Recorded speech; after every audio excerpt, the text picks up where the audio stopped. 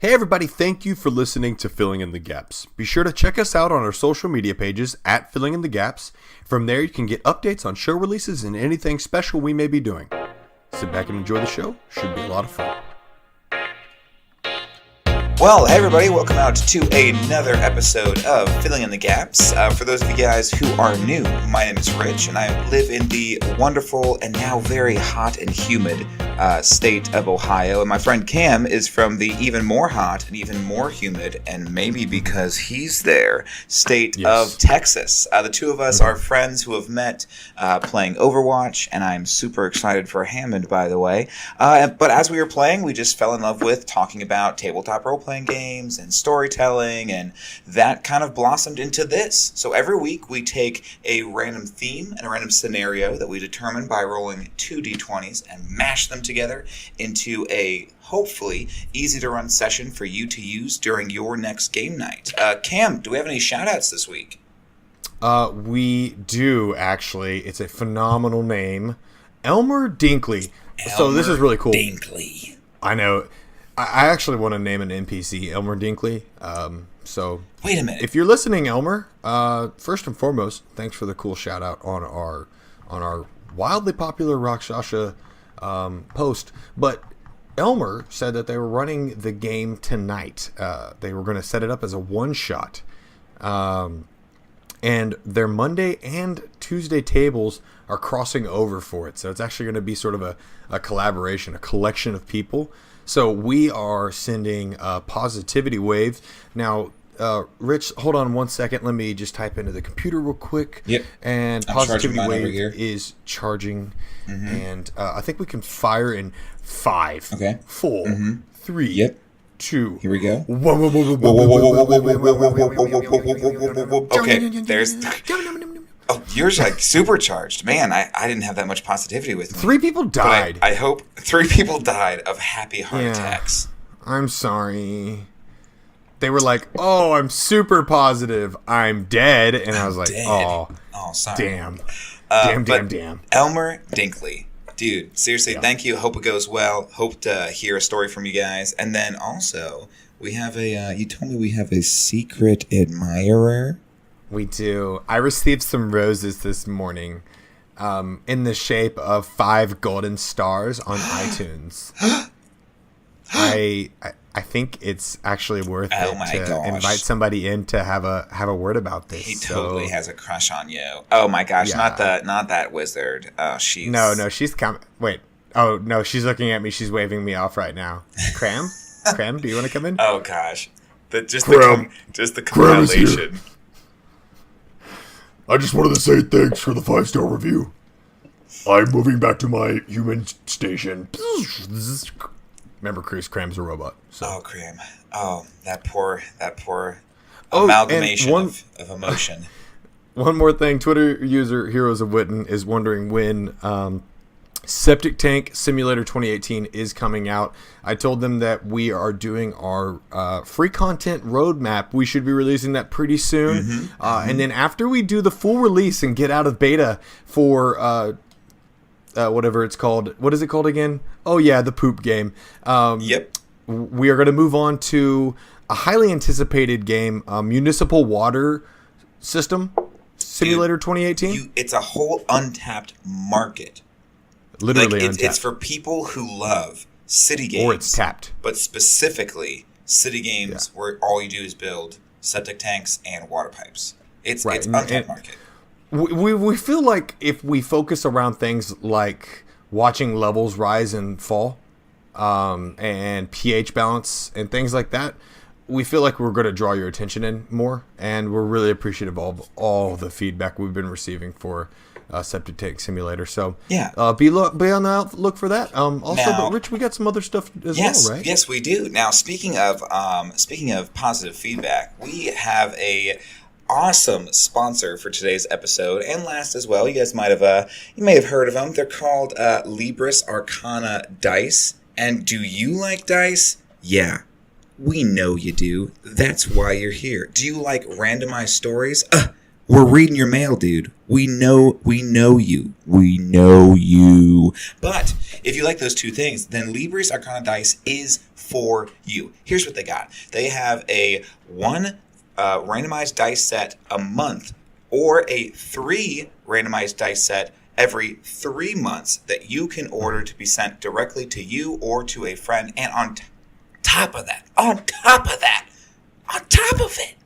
they have a awesome service where every month they will send you a randomized D&D supplement. It could be either from 5e, 3.5, probably not 4th edition, but who knows, maybe, or it could be from way back in the AD&D days. They're going to send you a random D&D supplement, which me and Cam love that idea because, come on, it's a randomized story. It's what we do. We love it. So if those sound interesting to you, you can use the promo code FITG, that's filling in the gaps, FITG, to get 25% off your first order. And when you do, please get us on Twitter or on Instagram and let us know what you got because we want to see what you guys are getting. So, I think we've established something really quick. You are far better at those than I am. What? Yeah, because right now, I just realized I had my wallet out. And I was like, what's happening? No, Rich, stop. Grab his wrist. No. Please. No. Stop. I can't resist your advertising skills. They're so good. Don't do this. So yeah, I make awful characters, and you do advertisements and talking good. So this is always great. Speaking of talking good, hey Rich, I got a question for you. Oh, what you got? Hey man, well, I was down at the Rootin' Tootin' bar the other day, and I figured I'd play some craps, and I asked everybody this question, and I think I'm going to ask you the same thing. Hey Rich, Yeah. shall we roll? Yeah, let's do it. We're getting real Western right now, and I don't like where it's going. I'm just kidding. I love where it's going. I was thinking about Kamehamehaing my mic. I sort of did that action towards my mic. Because when you think Western, you think Dragon Ball Z superpower moves. Yeah. So Yeah. Well, hey. they are one and the same, really. Speaking of, I'm gonna spirit ball my dice into the table here in a few seconds. Let's see what we get. Give me your energy. Everybody give us your energy. Let me grab my die. Actually, I have dice out. Is it dice or die? It depends on if you're gonna kill someone with it. Is it really? Is it truly that? Is that actually like a thing? I think I read that in a book somewhere. I think that's great. In a book. You know what I'm gonna do? So back in the day, to get my friends sort of prepared for the world of D&D and more importantly tabletop role-playing games, I bought the Dungeons and Dragons starter kit. Let me try that. Say that one more time. The Dungeons and Dragons starter kit. That's exactly how you pronounce it. Yeah, and it was perfect each time. So no more takes. No, first and foremost, can I just say you got it. If you're new and you want to try out D&D, that's a really great way to try it out. Fun it's adventure. Awesome. Really easy to like go out of too into something else. Yeah, definitely. I mean, as evidenced by the Adventure Zone. That's a perfect example of literally using that exact starter kit and then moving into a story of their own accord that has become wildly popular. So, yeah, that's how it is. Hey, let's do the thing that we're supposed to do. Boom! I got my dice. Now today, I'm rolling for the themes, and you're rolling for the scenarios. So let's see what we get. Boom!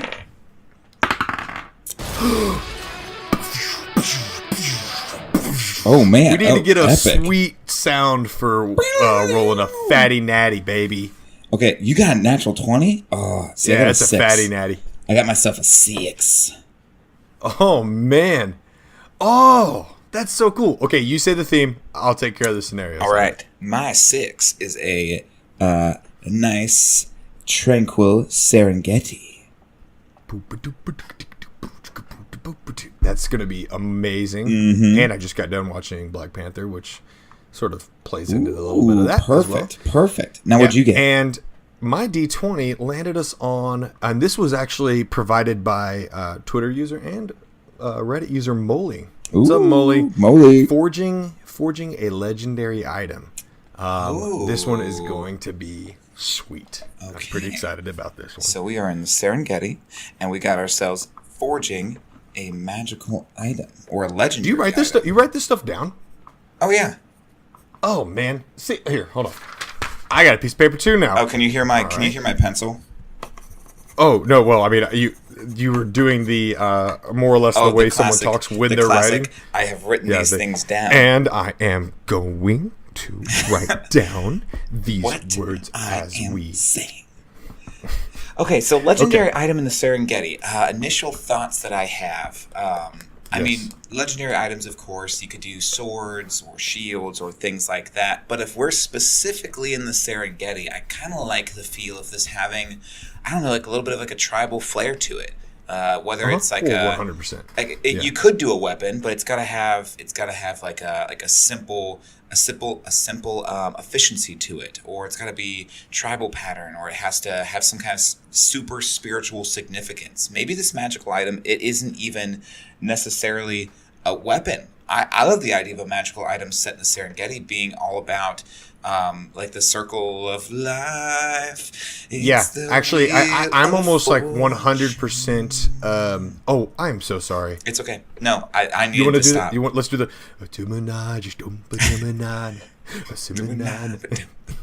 No one knows the words to that song. Everyone just kind of mumbles. And you just fade away from the mic. And then, we get to the circle of life. I am almost 100% against a weapon. I know there are going to be listeners that are like, ugh, come on. Because you can create some really, really cool weapons with this. But I like the idea of forging this legendary item to bring life back to the land that maybe has gone dormant or something like that. Okay, I like it. I like it. So a tribe comes to you as their land has become tainted and sort of broken, and there was a legendary item that sort of either was stolen or something of that nature, and then this legendary item provides a more or less spark back to the life of the land around and things like that. What do you think about that? No, I like it. I think that sounds awesome. Especially because there is, I mean, even earlier today, I was reading through Mordekainen's Tomb of Foes, and there's this balance there's this eternal struggle between these other gods that I was reading about, specifically between the elf god and the orc god. And I think there could even be this whole, speaking of like a curse or a storm or something that pushes over the Serengeti or pushes over this land.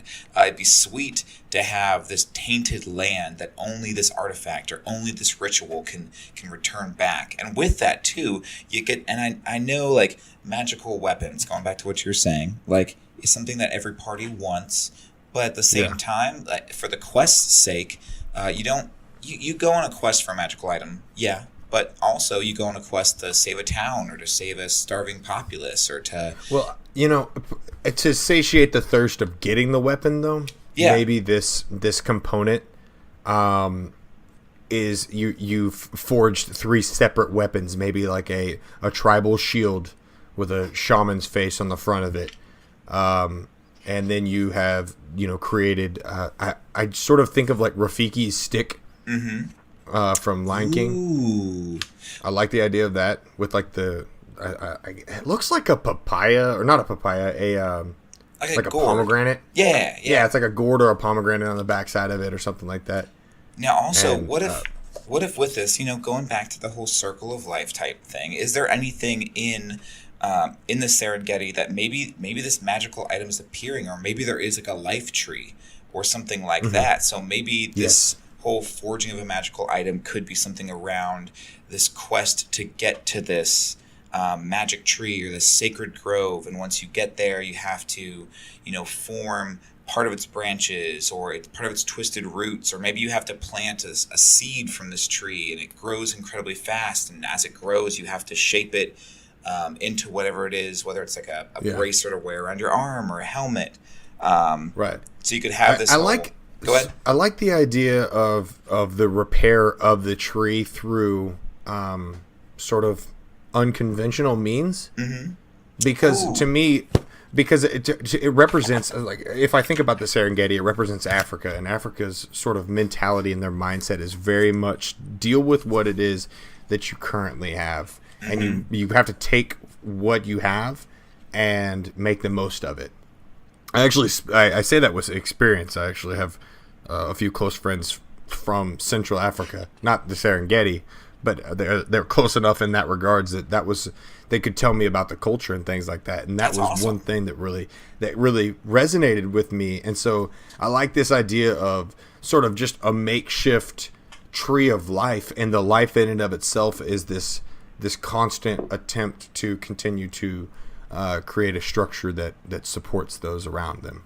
And so Now, forging these legendary items to do that would Now, be something. Serengeti, for those like myself who are not necessarily super up to speed on what the Serengeti is that kind of like the grassland part of the African Yes. Yeah. savanna? You know how I always talk in very much like in color and things like that. Yeah.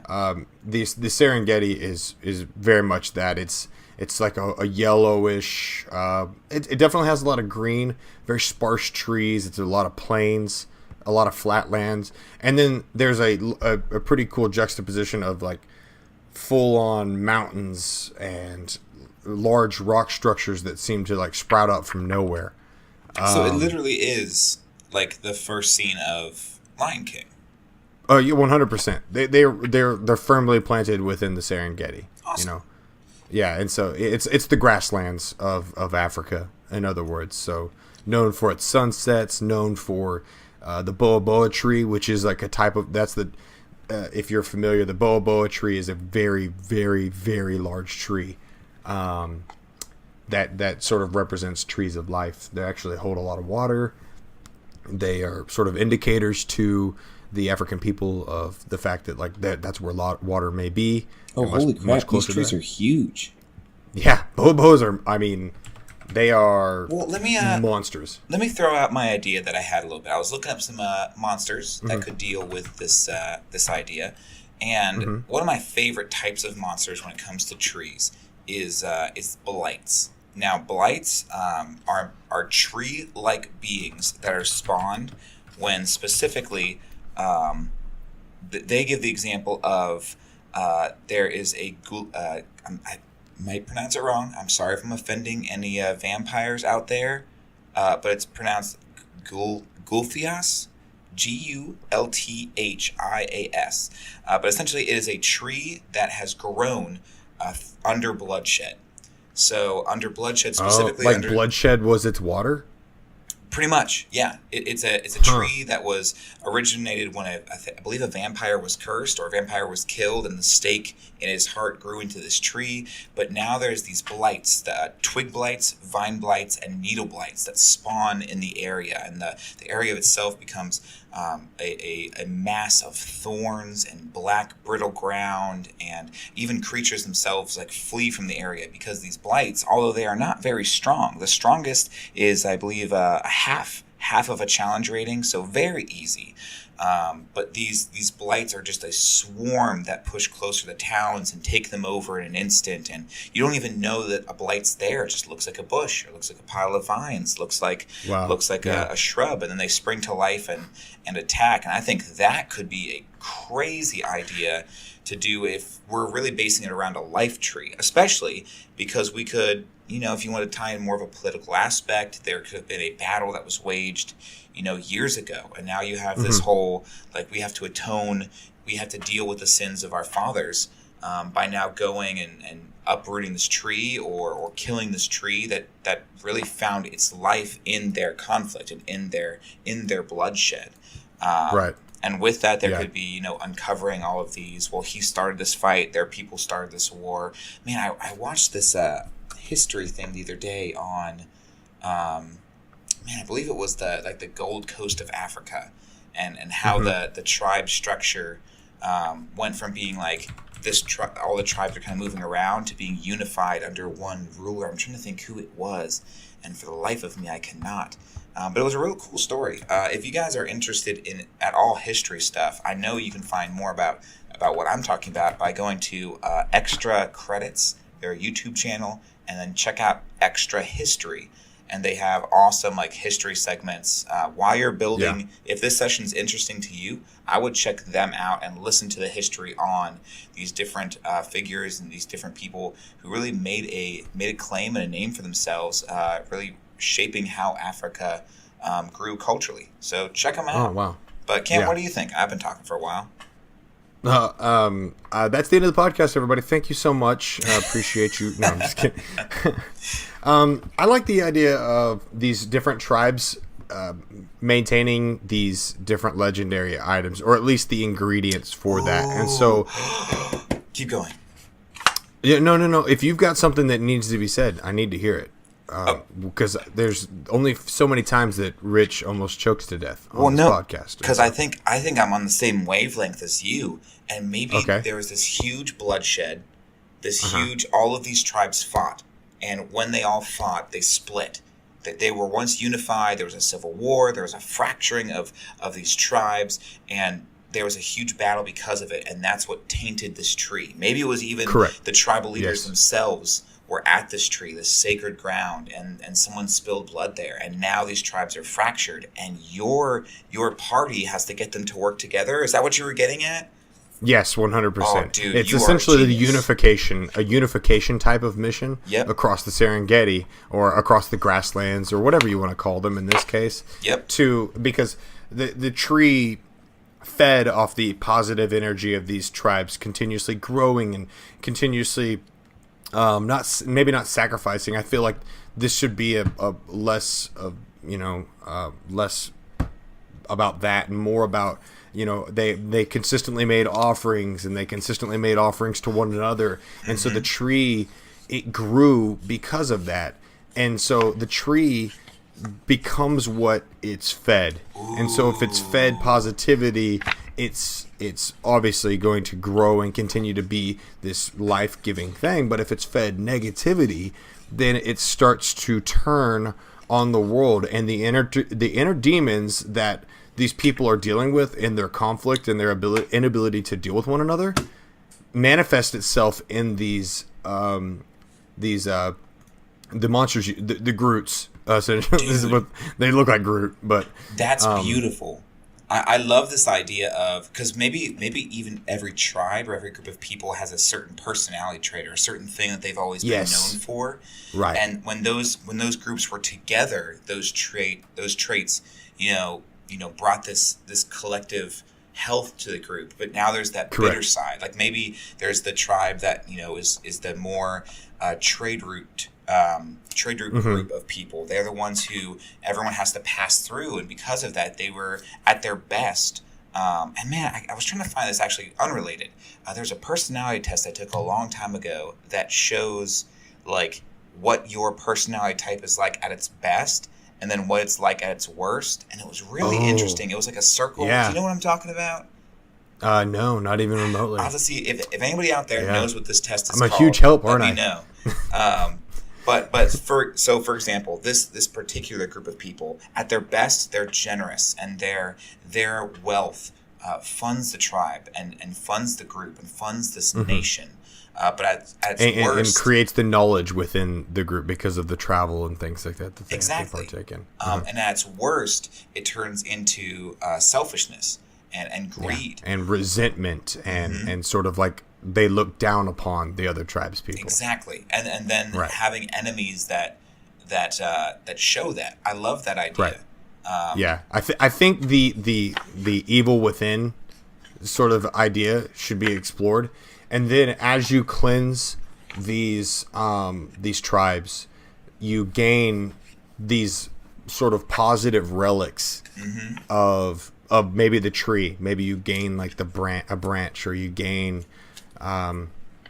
Well, I have to know more about trees to understand this, but like a leaf and or a knot in the tree, and as you gain these puzzle pieces to this tree through sort of cleansing these tribes of their negativity, then it brings health back to the tree, and maybe then it could transition into sort of like a big bad was actually the one tainting these tribes with evil. Let me ask you this. Let's use D&D. Yeah.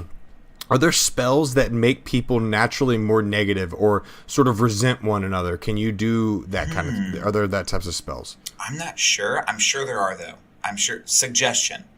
There's a spell that's called Suggestion, and I'm imagining that if there's a Charm Person spell, someone could be using Charm Person to specifically make them do like a certain thing. I do know that certain enemies themselves cast this kind of vile presence that corrupts people around them. But that's sort of what I'm aiming for there. Yeah. Because suggestion sounds like if you were to cast a suggestion, like Clippy from Word would pop up and be like, "Hey, I see you're trying to murder somebody. Have you considered not?" Or yeah, and you're just like, oh, Clippy, get come out on, here. man, Come on, get out of it's here. Not 1990 anymore. You're embarrassing. But going back to what you were saying about collecting these artifacts that tie back into this tree, there is a legendary item. Whoa, heyo, legendary item. It's almost wait. It's tying back in. There's one called the Necklace of Prayer Beads. It specifically works well. It's meant to work with clerics, druids, or paladins. However, if one of those isn't in your group, you can make it work. But every time and it is aesthetically fits very well. Yes, and there's 6 types of these magic beads that exist, and you could have 6 different tribes, and every bead, as a bonus action, lets you cast one of these spells. So you could use Bless, Cure Wounds or Lesser Restoration, Greater Restoration, Branding Smite, Planner Ally, and Windwalk. So as they go around to these different tribes and are trying to, to bring life back to this tree, they might have to get the seed from their tribe elder or their shaman or the prince or the princess of that certain group of people. Love it. Yeah. And see, this is cool because it satiates the thirst of it being not so much a weapon, but also something that can be utilized and used. It's like a useful thing for your players. It's not just like an item that I carry from point A to point B. Exactly. Yep.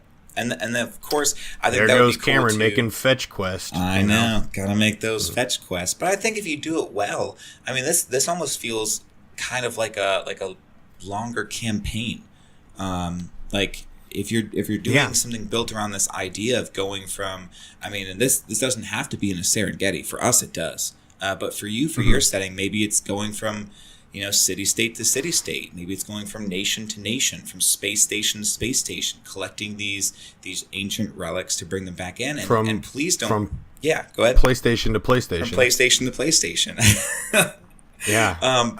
But you don't have to rush through that either. Like, make every tribe feel like its own thing. One thing I love personally to do, and when I say I love personally, I sound like I've been doing it a long time, but it just kind of happened accidentally last night when I was playing D&D with a group I play with, is I took a stack of Post-it notes, and I just wrote every district of the town on them, and then just laid them out on the table kind of in order as they would come across the districts. So for the city I was working with, there was the Skim Pits and the Clump, which was like the refugee center. Then you go into the... Is that where the Clumps was filmed? Oh, I hope. The Eddie Murphy movie, The Clumps? It's a theatrical masterpiece. You know me, Cam. I have not seen movies, so I'm going to write the Clump down and add to my list of things that Cam is disappointed. Most people, they say Godfather 2, Casablanca, and Clumps. And a big favorite of theirs is Toy Story 3. Shrek 4. I don't know. Shrek 4 and Shrek 6 through 8, the Shrekenings. But so here's what I did with those Post-it notes. So what that allowed them to do is very quickly see this is the personality of the city, and my players who didn't necessarily, I don't think players who wouldn't necessarily like in an MMO that you walk into a new city and it's like 20 arrows you have to walk to, all of a sudden they were like, I want to go to all of these areas. Like, I want to see what's there. I want to see the side quest that's there. And it could be very easy to do that with this type of scenario where you now have side quests for every one of these prayer beads. You don't have to make this something that ends in 2 or 3 sessions. This could last for 2 or 3 months, depending on how long you want them traveling and collecting these prayer beads. So I think it has to be canon that if you run this campaign, it has to last for 6 years. 6 years. For 1 year for every bead. Yep. Correct. Yeah. We're gonna really flesh out some NPCs, everybody. So let's get to it. Let's get to it. Speaking of that little goof I made just now, what about? So I like the idea. You know how we were talking about the different tribes and their representations within the world. This is very meta of me, but I like to utilize strength, charisma, intelligence, wisdom, constitution as sort of pillars of their tribes. Mm-hmm. And so maybe the items that they're imbued, or the items that maybe they receive after sort of removing this negativity from the tribe, could represent each of those pillars of the D&D world, or the tabletop role-playing world, if you will. Okay, so what's our stats and again? So, like, strength, dexterity, charisma, constitution, wisdom, and intelligence.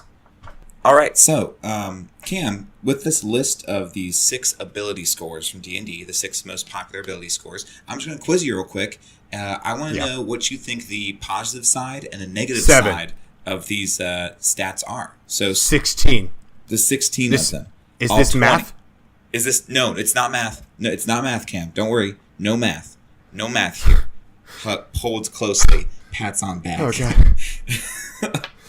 I'm so scared. But starting off with starting off with that, with intelligence. What's the positive and the negative side of intelligence? I think with intelligence comes a sense of security to the people themselves, and I think that it also with that comes a transference of knowledge. Mm-hmm. Now that could also be that in a lot of ways that could be said the same thing for wisdom as well. But in terms of more of like a physical manifestation of the knowledge, so I see that tribe as sort of a more technologically advanced tribe. Yeah. But I think that a downfall that could come from that would be that because of their intelligence and because of their sort of path down this, well, I was going to say path down this path, like the intelligent way to say that sentence. Yeah. I was thinking that because they chose that path, they become less connected with the world. So they become sort of aloof, and they become sort of unassuming and almost shells of their former selves. They used to sort of be this colorful and technologically advanced society, and now they're not so much that anymore. And so I think that would be one for intelligence. Even like cold-hearted too. Like, yes, I've heard definitely. This is my favorite explanation of the difference between intelligence and wisdom. Just because this is also one of my favorite characters in a book. But Dr. Frankenstein, very high intelligence, very low wisdom. So I love what you said about it being about security and being about knowledge. He just craved knowledge and could I do this above all else? And it drove him to being very aloof. He pushed away his friends. He pushed away his loved ones. He pushed away, even other certain ambitions, and created a monster out of it. Absolutely. And the monster represented the insides of himself. Exactly. In a lot of ways. Yeah. So I love that the ugliness within is a theme I love exploring. It's a lot of fun for me. Speaking of wisdom, I think that there's like some beauty within wisdom, because wisdom brings with it togetherness, and it brings with it sort of this like inclusivity, and it brings with this like a sort of a sense of tradition, right? Yeah. The passing on. But with that as well, it can sort of bring with it some hubris and some sort of lost, like messages have been lost in translation, and so misconceptions and deception and lies and things like that come from that. Now again, this bleeds over into even like what manipulation you could say for charisma. Yeah, that's true. For sure. Yes. Yeah, I do like manipulation better for charisma than wisdom. Yeah, and so what I guess more what would it be would be closer to like that of hubris, where it's these stories that you've sort of built your life upon, this wisdom that you've gained, these things that you've sort of the pillars of your knowledge in that regards, they have become more of what you were as opposed to what you currently are, and so you've sort of rested on your laurels because of that wisdom. Yep. Now there's gotta be some names for these tribes as well, but I feel like I would absolutely massacre them right now. So I guess that's a project for us. Maybe a side quest. Oh, heyo. Yeah. But For as us we're to going through create some names too, and stuff like that. As I'm listening to you talk, I'm trying to think of creatures that could also be maybe fun little boss battles during this.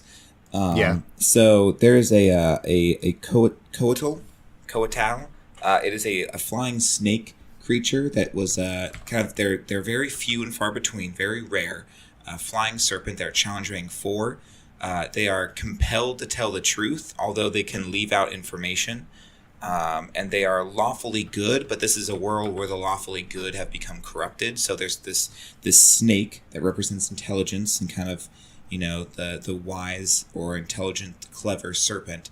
And as you go to get this bead, maybe it's like the guardian of this bead that you have to appease, whether that is through an argument or through a riddle or through a chess puzzle. I don't know. It could even just be straight up combat.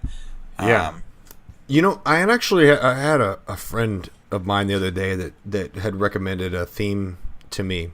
Mm-hmm. But I felt like it would fit less in a theme and more in just like an overall idea. Yeah. But they talked about the idea of everything being sort of animals.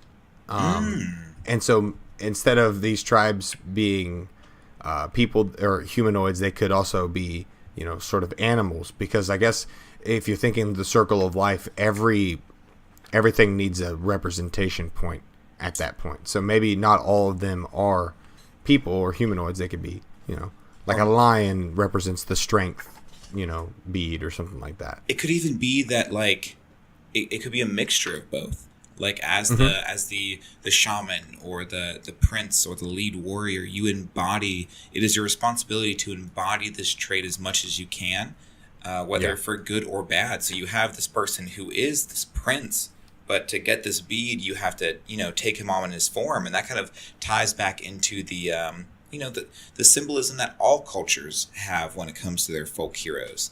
That idea of they were more than just a man, more than just a woman.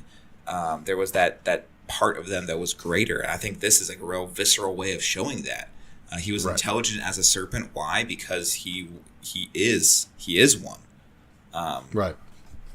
Now, with the forging of the legendary item, do you feel like sacrifice is a necessary element to that would help to create maybe something that could be a permanent imbuement on your players, or maybe something, an item that would sort of reveal itself as the tree shows thanks or something like that? Maybe the tree understands that through its own puzzles being put back together. In other words, it knows that it's going to be, it's like its last gasp is to give about this positivity back to the world that it had taken from it. And so once you've pieced the tree back together, then it provides your players with these legendary items.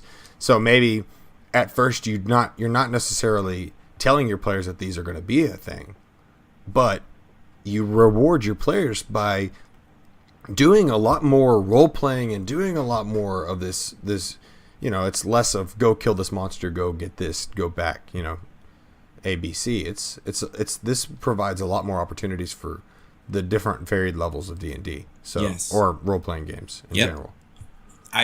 It could even be something that could be awesome is after this whole Tree of Life experience, maybe they get this material, whether it could just be even just the wood from this Tree of Life, and they have just enough to create like 1 or 2 magic items, and you have to take that wood back to one of these tribes. So you get to pick which tribe specialist works. So you could take it to the one about strength, or the one about wisdom, or the one about intelligence, and you get 2 choices of what kind of magical item do we want. And you as a DM, like if you want to, you could have that all pre-planned out and prepared, and say like, okay, you take it in, and then boom, here's your receipt, here's your magical item. Or you could see what they choose, and then from there be like, okay, they chose wisdom, so now I'm just going to say, okay, next week your magic item will be ready, and that gives you a whole week to think of that process or any. They're going to like Serengeti Costco. Well, essentially, I was saying, like, if you want to, you could pre-plan everything and have all these magic items just, like, ready to go. Or after your, party chooses, we want the wisdom and the strength, or we want 2 strength, you could then say, okay, you know what? Next week, your magic items will be ready. And that gives you a full week or 2 weeks to say, what items could be good, what would my party love. Are there any additional quests or people who try to steal these magical items? So it gives you some time to think through it. Right. Now, this is just a DM question for you. How do you choose who gets that item, and how do you, like, because if, say for example, you have a party of 4 or something like that, I'd be, as a DM, inclined to give a magical item to each person, you know, at a relatively lessened strength of sorts, whether that be, you know, hey, you get, while using this weapon you get +1 to hit, or you get an extra attack or something like that. I don't know what's good strength or what's, you know, OP. How do you decide as the DM sort of how they go about doing that? I have been like completely just blessed with the best group of D&D players. For us, it's never really been too much of a drama thing on, hey, I want this item, or it would be best for them to have this item. My guys have always just gotten along, which I love. That being said, I've had horror story groups where you can't just give away magic items because, my goodness, you start giving away magic items and people start killing each other over them. So I think that really depends, and there's probably a bunch of different people with a bunch of different opinions. I would hope that I could just give away 1 or 2 magic items, knowing that my players would understand. I would even say this to them, like, hey, you guys are going to get these magic items now, but you're all going to get magic items. Like, I'm gonna make sure I sit down and plan out what are items that you would specifically like, and if you want specific in other words, items, you're just like, it's just picking turns. Exactly. You know, like, I'm gonna get to you at one point. I'm just, you know, this one feels the best for this situation right now, and so that's why we're approaching it that way. Okay, Yep. I like that. Okay, I dig that. Because, like, part of me was really definitely going to be like, oh, look, my warrior gets this really cool sword, or whatever type of weapon they like, or my cleric gets the shield, or my mage gets the wooden staff that's broken from a branch from the tree or something. Yep. And so that's why I was like, I mean, part of me just wanted to sort of clarify that in my own mind, because I just didn't really know any better. So I'm glad you have helped me. Look at that, everybody. Pachow. Rich is that's what he does. He goes, Pew. Now, a weird thing that I've been thinking of for a while. I know this is kind of not what we've been talking about, but I want to throw it out there. So thinking through the Serengeti and thinking through making your way to this tree of life, I love the idea of this kind of feeling like a spirit journey as well.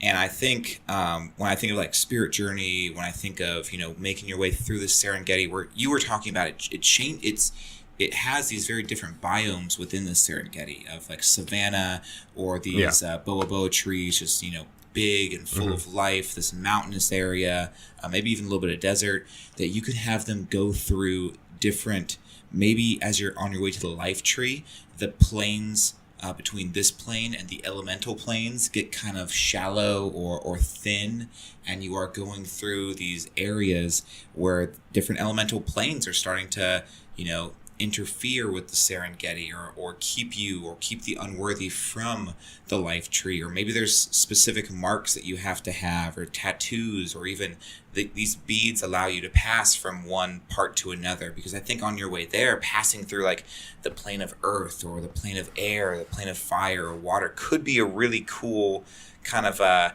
Mufasa looks up into the sky type moment. I don't know, what are you thinking? I'm thinking that if you butcher the Lion King one more time, I'm sorry. I'm going to have a shit fit. I'm sorry. Mufasa looked down from the sky. Yep. And you deliberately disobeyed me. Okay? So, learn the movie. I was saying podcast. I was saying Mufasa, he's up and we're looking up at him. That's no, I get you. I get what you mean. No, I'm a terrible human. If you ever break my heart like that again, Rich. I'm sorry. I know it was old Disney. I should have known. We sang the song together at the beginning. Shumanama, Shumanama. We shared that. We shared that moment. We shared that moment. You let me down, man. Yeah, I actually do love the idea of like shallow planes sort of interfering with one another. I was doing some research the other night on how planes interact with one another. I was because Vrak was actually asking, what about the Feywild? I think that would be a really cool idea. Yeah. And so I was like, man, I really don't know a lot about the Feywild. And so I went over to it and I was like, oh, okay, so it's essentially just a fantastical version of this world. It sort of represents the same realm. In a more sort of like steroided version, if you will. Yeah. Everything's more But vibrant.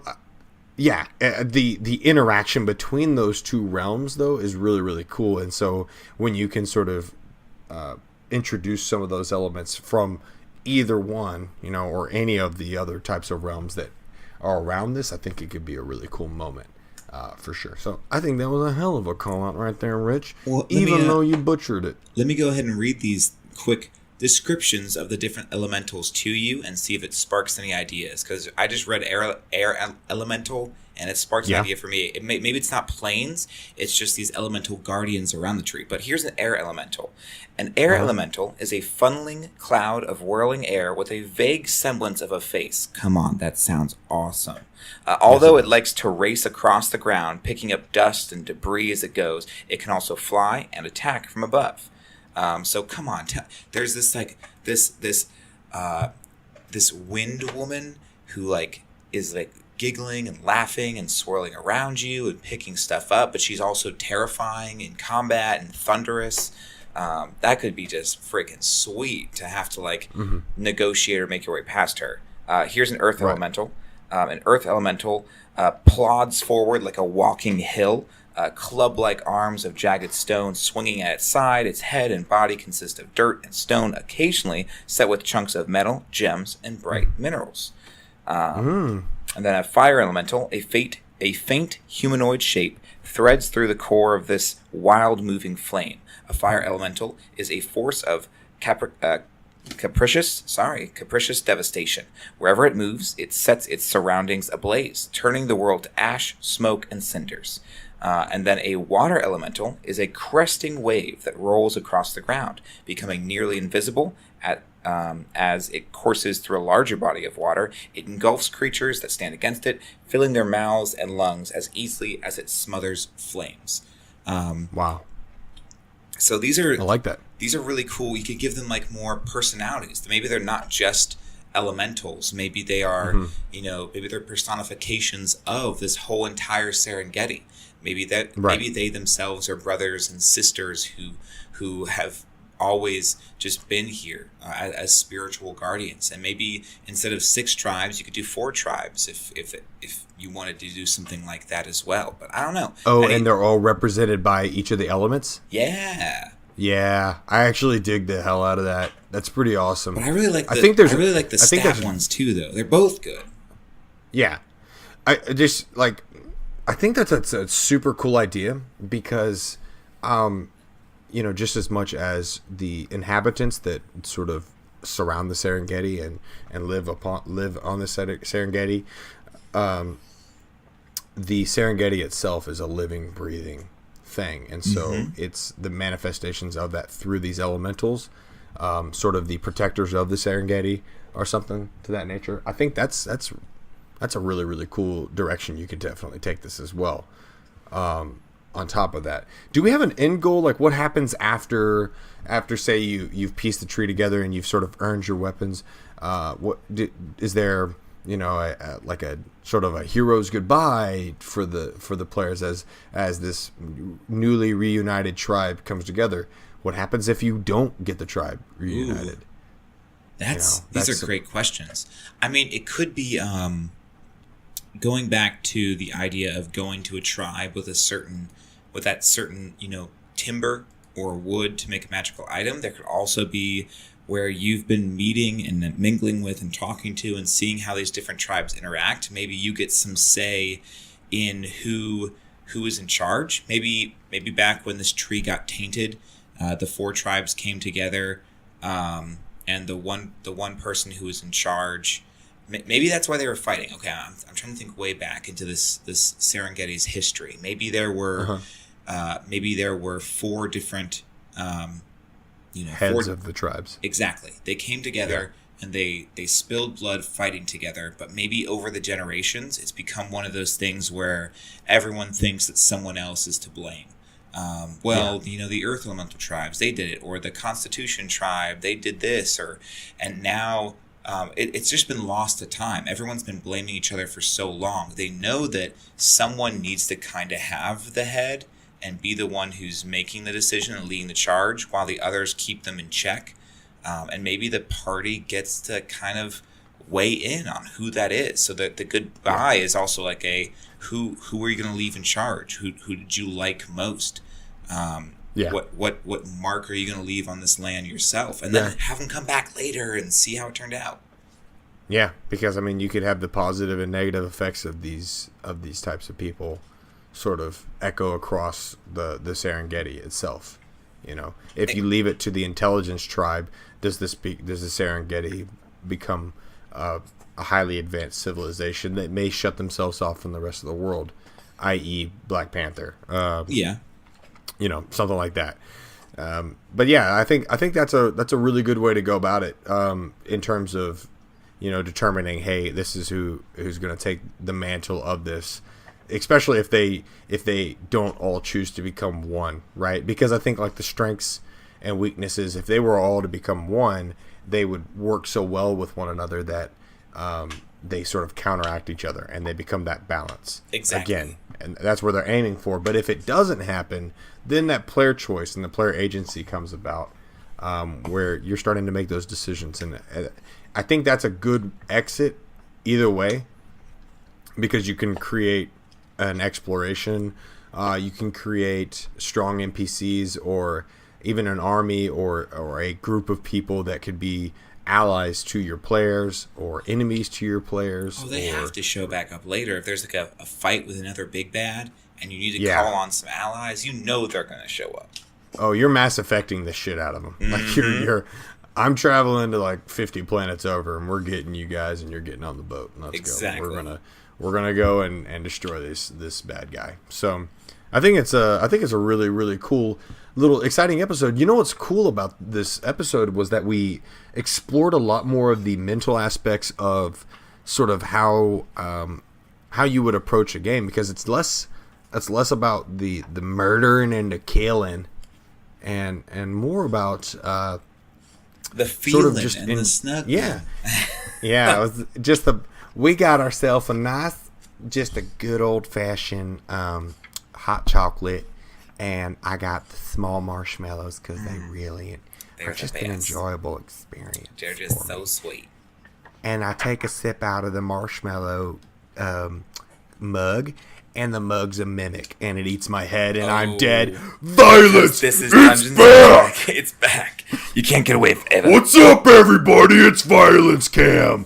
I'm Krem's stepbrother. Terrifying. Oh my gosh. Real quick, because you got to have side quests and you got to have some monsters to fight during the session. I've been compiling a list of monsters that you can use, And you might just need to look into these a little bit more on your own. But I'll run through this list. Okay, each one you say, I'm going to give a little bit of flair to it as well. Okay. I got you. I'm like your hype man. I'm gonna start off with Centaurs. Centaurs, nay, what's up? It's me. I'm a horse half, man. Okay, Gnolls. Knowles, hey, I'm a hyena. Haha, laugh a lot, yo. Bullets. Are we gonna keep this up going the whole way through? Because there's like 20 of these. I would love to hear a sound for every one. Oh my god. Though. Okay, sorry. I told you I compiled a list, dude. A list. That's what I do. I'm the list guy. Just kidding. Okay, guys. Well, we're doing this for another hour. Here we go. Here we go. Okay. Next, but here's I'm just gonna read through the whole list. You could do Gnolls and Centaurs, which could be cool. Like other groups that are out there as kind of like that raider group. You've got Ankegs, which are essentially just giant ants. And of course, in Africa, they have these huge ant hills and these huge termite mounds. So you could, work with that a little bit. There's bullets, which are essentially rhinos or hippopotamuses that can burrow underground and they pop up and eat things. Did you make this list while we were talking? Yeah. This is what I do, man. I just flip through the book. There are hellhounds just and a lizard folk. Lizard folk magic specifically, they've got to like lay down on the rocks, and they've got to kind of blend in, and then you walk into like a certain like rocky, craggy area, and they pop out. Then there's nagas, which are like giant spiritual snake guardians. I don't know too much about them personally. Then there's rust monsters, Yuan Ti, which are very popular as like hey, we're going to seek perfection by trying to transcend humanity. I know a lot of people like them, so maybe they could work for you. But those are things that you could kind of throw out there as being in the wild to kind of fill up. We've got these tribes, but what do they work to keep at bay? What are the things you could be like, well, hey, I'll give you my bee, but you've got to go deal with these guys first. So, that's Rich's list. A Simanama, Shumanamanama. It's the circle of life. Yeah.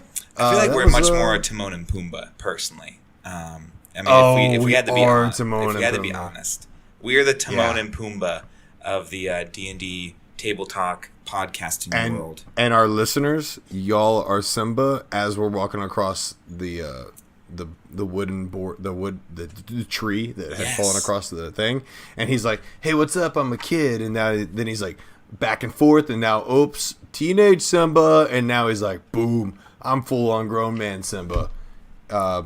All of our listeners are grown man Simba. What's up, everybody? Boom. You're welcome. But that's all I have. Cam, is there anything else as we've been going through that you've kind of pocketed for a later on discussion? Anything that you've been rolling around in your noggin? No, because I don't have that capability. I'm not the brightest one in the block. So see, that's why I write things down. Yeah, see? Well, here's what I have written down. Serengeti, underline, forging a legendary item, underline. Boom. Perfect. And that's what we did. And I filled in the gaps, and I have plenty of gaps on this paper right now. Hey, Rich, guess what?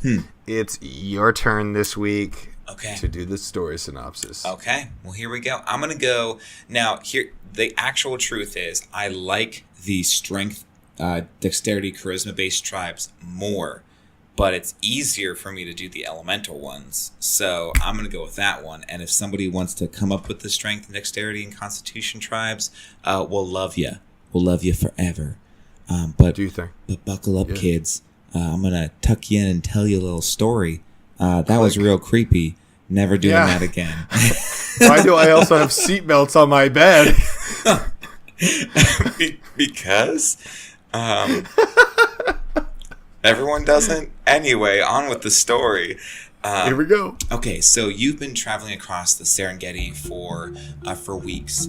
You were brought here by a dream vision that one of your party members got, beckoning you closer and closer out into the Serengeti. Now, through your time spent there, as you're traveling from one camp to another camp, you've met a tribe led by a mountain of a man, representing the Earth Elemental tribe. His boisterous laugh and strong smile inspired you and made you feel stronger, and by helping defeat a tribe of gnolls, you've gained his piece of the prayer beads. Then you went off to the capricious and joyful, but also terrifying wind tribe, and they encouraged you and put wind in your sails and encouraged you to go and take their their seed as well. You met the water tribe, who guards the sacred waters in the oasis. Their strength and resiliency inspired you and gave you another piece to the puzzle, but now you're on your way to the fire tribe, and they're known for being fierce and temperamental, but also very warm and protecting to those who they're close to. Hopefully, after inspiring them and facing down their spiritual tests and their physical trials, you'll be able to earn their prayer bead as well, and then make your way up into the mountain past the Serengeti to reunite these different seeds, replanting a life tree and bringing life back into this now sadly sterile Serengeti. Boom. That's my story. I don't know what you whispered just now. Did you just whisper something? Yep. If you didn't have your seatbelt on, you could have leaned forward and heard what I said. But I told you that. You hit the brakes too hard. Exactly. And I did the lock thing. And you have a concussion. Actually, I was actually talking. You have a concussion. That whispering was me saying, "Cam, are you okay? We need to get you help." Hello. But that's my outro. I don't know. I'm really excited for this session. Every time I love all of our sessions, but I've never done a Serengeti themed like session before or game before. And I love it.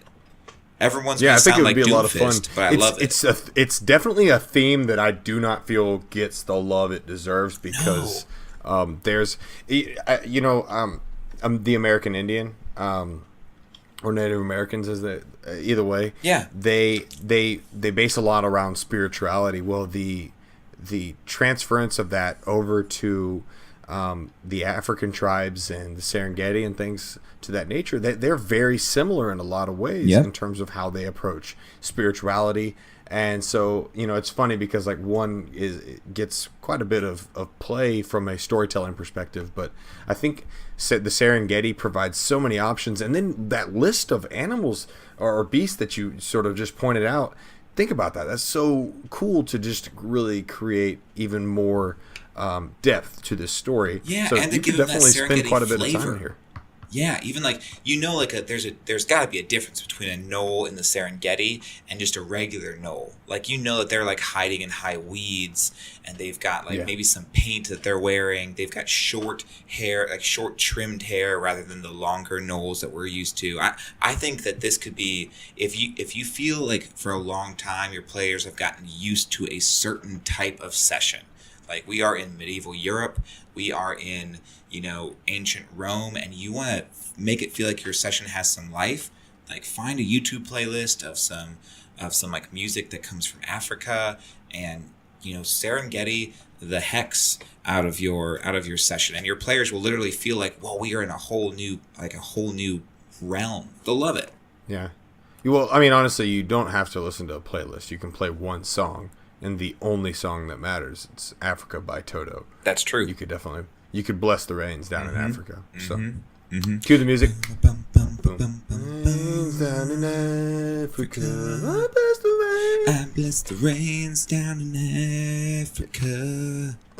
I bless the rains down in Africa. You don't know the song. It's gonna take some time to do the thing. Oh, you do know the song. Hey everybody, it's a music podcast. Filling in the Gaps is here to provide you fantastic musical hits such as Toto and Boston and More Than a Feeling. Hey guys, now I was wondering, what if you just keep that audio playing of me just doing bad singing, and what if you do the outro and you just put that over the me singing and like that other nonsense? Yeah, I could definitely do the outro. I'm sort of. I'm so nervous. Just kidding. Yeah. Just kidding. Guys, here's the back door. Or the front door. Either one. You came through the front door. You can leave through that one too if you want to. Rich, I'm so nervous right now. I'm so nervous. Hey guys, thank you for listening to Filling in the Gaps. First and foremost, hit us up on our social media pages. They are awesome. Our subreddit has exploded over the last week. That is a blast to do. You can do the Reddit, and it's fun. You can go on Twitter. Our Twitter is slowly growing but surely. Our Instagram, you can find us all at Filling in the Gaps. Again, we are doing a giveaway for hitting 25 iTunes reviews. Right now we're at 10, 15 away. That should be a lot of fun. Guys, this has been a blast of an episode. I've had a lot of fun recording with Rich. Rich, thank you so much for being a part of this with me. Of course. On this journey. You were always a pleasure. Always a pleasure. But we will definitely be listening to you guys and your stories. Let us know exactly how and what you used, what you'd like, and what you'd like to see. And we will be seeing you guys on the next one.